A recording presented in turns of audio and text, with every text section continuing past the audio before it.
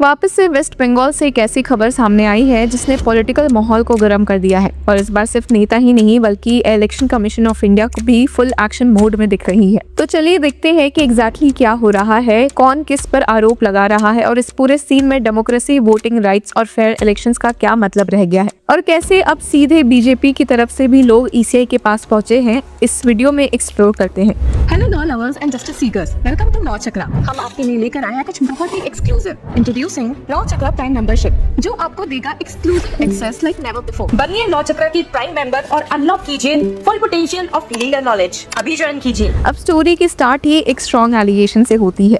BJP ने सीधा election commission का दरवाजा खटखटा दिया है और कह दिया है कि वेस्ट बंगाल में जो कुछ हो रहा है वो नॉर्मल इलेक्शन एनवायरनमेंट नहीं है।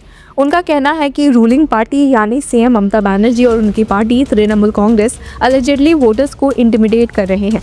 मतलब सीधी बात, बीजेपी का कहना है कि लोगों को डराया जा रहा है ताकि वो सैफरन पार्टी के फेवर में वोट ना करे। इस कंप्लेंट को लेकर एक high level BJP delegation ECI के पास गया, जिसमें बड़े नाम शामिल थे जैसे किरेन रिजिजू, पीयूष गोयल, सुकंता मजूमदार और अनिल बालोनी। अभी कोई छोटी बात नहीं है, क्योंकि जब सेंट्रल मिनिस्टर्स खुद इलेक्शन कमीशन ऑफ इंडिया के पास जाके कंप्लेन फाइल करे तो सिचुएशन का सीरियसनेस समझ आता है। मीटिंग के बाद मीडिया से बात करते हुए यूनियन मिनिस्टर किरेन रिजिजू ने एक स्ट्रॉन्ग स्टेटमेंट दिया कि while the assembly polls are scheduled to be held in 4 states and 1 union territory, Mamata Banerjee has wreaked havoc to deprive electors of their right to vote in West Bengal and hijack the election। अब ये statement directly accused करता है कि elections को hijack करने की कोशिश हो रही है। उन्होंने ये भी ऐड किया कि the chief minister is herself threatening voters there.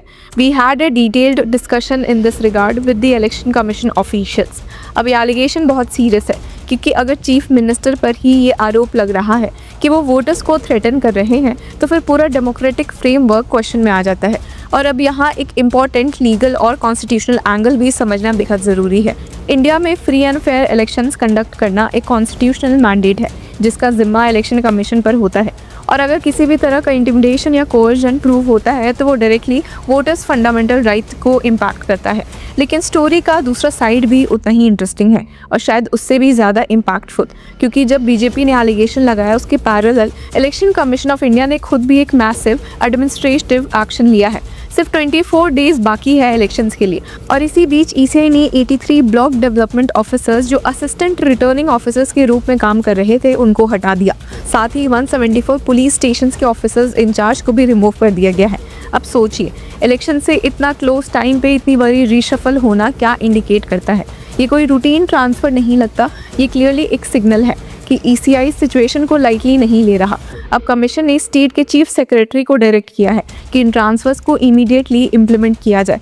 ये एक्शन एक्चुअली वेस्ट बंगाल के chief electoral officer Manoj Agrawal के प्रपोजल के बाद लिया गया। मतलब ग्राउंड लेवल से इनपुट आ रहे थे कि कुछ ऑफिसर्स को शिफ्ट करना ज़रूरी है ताकि इलेक्शन प्रोसेस न्यूट्रल और अनबायस्ड रहे। और अगर हम नंबर्स भी देखें तो ईस्ट मिदनापुर डिस्ट्रिक्ट में सबसे ज़्यादा यानी 14 ऑफिसर्स ट्रांसफ़र हुए हैं। उसके बाद साउथ 24 परगानाज में 11, कोलकाता में ही 31 पुलिस ऑफिसर्स के ओसीज हटा दिए गए हैं। ये स्केल काफ़ी बड़ा है और क्लियरली इंडिकेट करता है कि ईसीआई एक अग्रेसिव क्लीन अप मोड में है। और इसमें एक पॉलिटिकल ट्विस्ट भी है। नंदीग्राम कॉन्स्टिट्यूएंसी जो एक हाई प्रोफाइल सीट है, वहाँ से 2 ऑफिशियल्स ट्रांसफ़र किए गए हैं। ये वही जगह है जहां शुभेंदु अधिकारी ने 2025 इलेक्शंस में सीएम ममता बनर्जी को अराउंड 2000 वोट से डिफीट किया था। इस बार भी उन्हें बीजेपी ने वापस टिकट दिया है, तो नेचुरली ये सीट स्पॉटलाइट में है। इसके अलावा ईसीआई ने पहले भी काफ़ी सीनियर ब्यूरोक्रेट्स को ट्रांसफ़र किया था, including chief secretary, home secretary और आईपीएस ऑफिसर्स जैसे डीजीपी और कोलकाता पुलिस कमिश्नर। अब ये सब स्टेप्स एक ही चीज़ की तरफ पॉइंट करते हैं कि वेस्ट बंगाल को एक सेंसिटिव इलेक्शन स्टेट माना जा रहा है जहां वायलेंस और पॉलिटिकल प्रेशर का हिस्ट्री रहा है।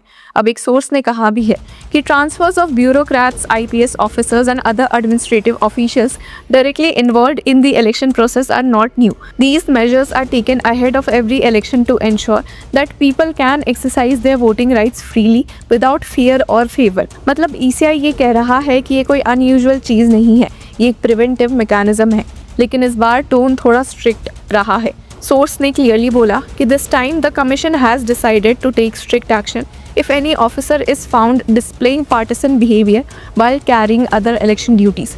We want every officer involved in the process to act impartially and without favoring any political party. ये एक वार्निंग भी है और एक अश्योरेंस भी। अब यहाँ एक और कंट्रोवर्सी ऐड हो गई है जब भवानीपुर के सीट के रिटर्निंग ऑफिसर को रिप्लेस कर दिया गया।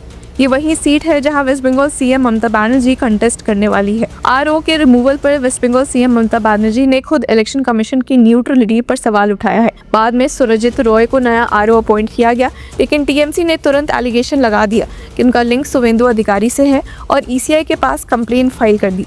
मतलब अब दोनों साइड एक दूसरे पर बायस का आरोप लगा रहे हैं और ये ड्रामा यही नहीं रुकता। लेट नाइट एक और रीशफल हुआ जिसमें 14 ऑफिसर्स को 9 डिस्ट्रिक्ट से हटा दिया गया।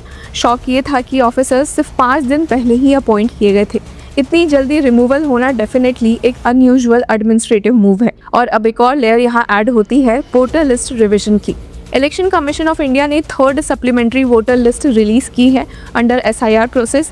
एग्जैक्ट नंबर डिस्क्लोज नहीं किया गया है कि कितने वोटर्स इंक्लूड है या एक्सक्लूड हुए हैं, लेकिन ये कंटिन्यूस रिवीजन प्रोसेस का पार्ट है। इससे पहले 28 फरवरी को पार्शियल फाइनल वोटर लिस्ट आई थी, फिर 23 मार्च और 28 मार्च को सप्लीमेंट्री लिस्ट रिलीज हुई। अब कमीशन ने कोर्ट से परमिशन भी मांगी कि वो डेली बेसिस पर सप्लीमेंट्री लिस्ट पब्लिश करे। और यहाँ एक इम्पॉर्टेंट सेफगार्ड भी दिया गया कि अगर किसी वोटर का नाम लिस्ट से हटा दिया जाता है तो उसके पास राइट है कि वो ट्रिब्यूनल में अपील करे। अब ट्रिब्यूनल उस केस को रिव्यू करेगा जो एक ड्यू प्रोसेस इंश्योर करता है। अब अगर पूरी पिक्चर को देखें तो एक मल्टी लेयर्ड सिचुएशन है। एक तरफ बीजेपी का एलिगेशन है कि वोटर्स को इंटिमिडेट किया जा रहा है, दूसरी तरफ इलेक्शन कमीशन का अग्रेसिव एडमिनिस्ट्रेटिव एक्शन है जिसमें ऑफिसर्स को हटाया जा रहा है, रीशफल हो रहा है और स्ट्रिक्ट मॉनिटरिंग की जा रही है। तीसरी तरफ टीएमसी भी ईसीआई पर न्यूट्रलिटी का सवाल उठा रही है। तो सवाल ये उठता है कि क्या ये सब actions genuinely free and fair elections ensure करने के लिए है या फिर पॉलिटिकल नैरेटिव का हिस्सा बन रहे हैं। रियलिटी शायद इन दोनों के बीच कहीं है।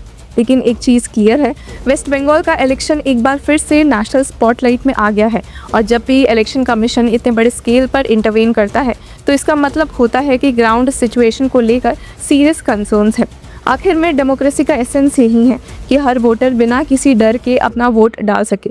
और अब देखना ये होगा कि ईसीआई के ये स्टेप्स कितने इफेक्टिव होते हैं और क्या ये एलिगेशन और काउंटर एलिगेशन के बीच एक बैलेंस्ड और फेयर इलेक्शन कंडक्ट हो पाता है या नहीं। तो व्यूअर्स, इस पूरे मुद्दे पर आपकी क्या राय है? Do let us know in the comment section. Until then keep following law चक्र।